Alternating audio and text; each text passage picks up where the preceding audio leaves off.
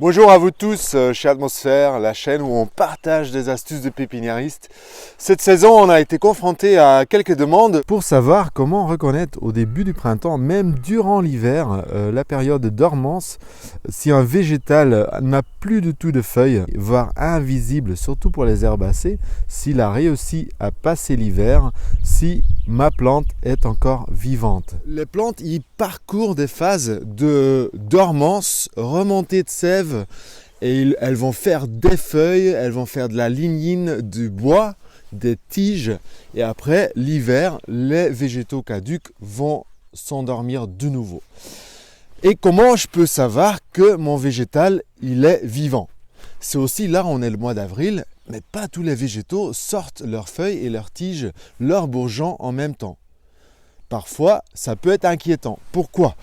Pas tous les végétaux sont de la même provenance, donc leur code génétique est d'office différent.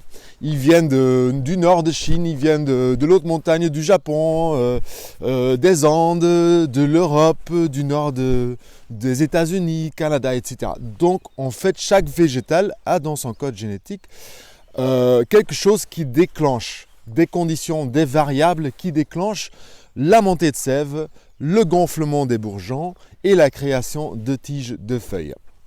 Voilà, mais il y a quelques petites astuces assez simples pour savoir si mon végétal que j'ai reçu ou le végétal que j'ai chez moi, si ma plante elle est vivante. On va regarder ça de plus près. J'ai dans mes mains une mauve en arbre. On est le 10 avril.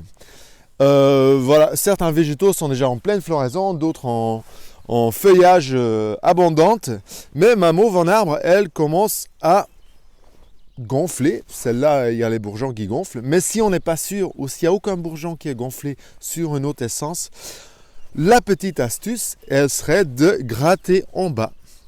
En eau, parfois, les racines nues vont perdre du volume. Il y a des parties ligneuses qui vont sécher parce qu'on a touché une racine qui correspond à ce volume-là. Mais pour être sûr que mon végétal vit, on va gratter. Pas beaucoup, on fait 2-3 mm et on voit qu'en dessous de l'écorce, on voit le cambium qui est vert et humide. Ça veut dire que mon végétal, il est vivant. Si là, en dessous, le cambium, il est sec et marron, très ligneux, dur, mon végétal est mort. On va au plus bas possible. Par exemple, un arbre greffé, on va pouvoir gratter sur le porte-greffe et sur la partie greffée, le greffon, pour savoir si les deux sont encore vivants. Donc, si c'est vert en dessous, il n'y a aucun souci. Là, on va aller regarder sur un plaque minier d'Europe, en pleine terre. On voit déjà quelques signes que la sève monte, que les bourgeons gonflent. Si on n'est pas sûr, de nouveau, on va pouvoir gratter 2-3 mm. Et là, on voit qu'en dessous de l'écorce, mon végétal est vivant. Et là, pour clôturer, on va finir sur les herbacées. J'ai dans mes mains une tête de violon. Si on va gratter au milieu du goudet, on va trouver des petits bourgeons verts, même l'hiver. Donc là, on sait qu'il est vivant, même si on voit aucune feuille. Pareil pour un cerfeuil musqué qui a une racine blanche. On va pouvoir gratter au milieu, trouver la racine blanche, et là, on voit le cerfeuil tout doucement sortir. Et pour être sûr, déjà en dessous du godet, il y a une petite racine qui sort. Si elle est ferme, hop, elle n'est pas pourrie, mon végétal est vivant. Et on va pouvoir la sortir.